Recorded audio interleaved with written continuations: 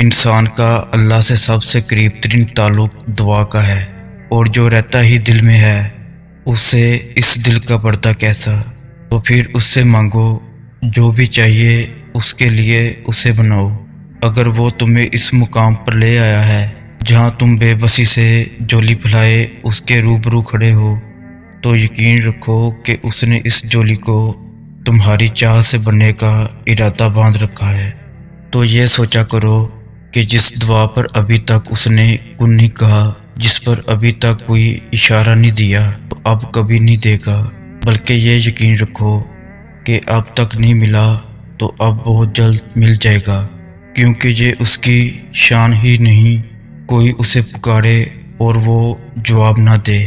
کھلے اور بند رستوں کی حقیقت تمہیں ابھی شاید سمجھ میں نہ آئے، مگر ایک دن ایسا بھی آئے گا جب سارے راز تم پر کھل جائیں گے اور تم جان جاؤ گے کہ جہاں تم آج ہو وہاں تک پہنچنے کے لیے اس تکلیف سے گزرنا کتنا ضروری تھا جسے تم سزا سمجھا کرتے تھے، کیونکہ بے سکونی کے بعد اللہ ایسا سکون دے دیتا ہے کہ پھر بے چینی کبھی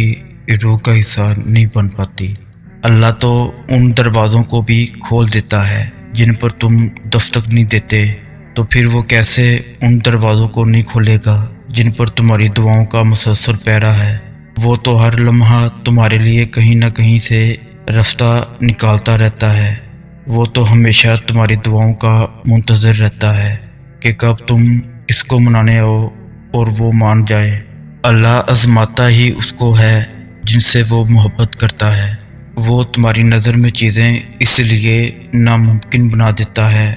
تاکہ تم ان کے ممکن ہونے کے لیے اسے مناؤ، کیونکہ وہ التجا کبھی خالی نہیں لٹاتا۔ وہ دعا کو زبان تک رسائی دیتا ہی تب ہے جب اس نے تمہیں اس چیز سے نوازنا ہوتا ہے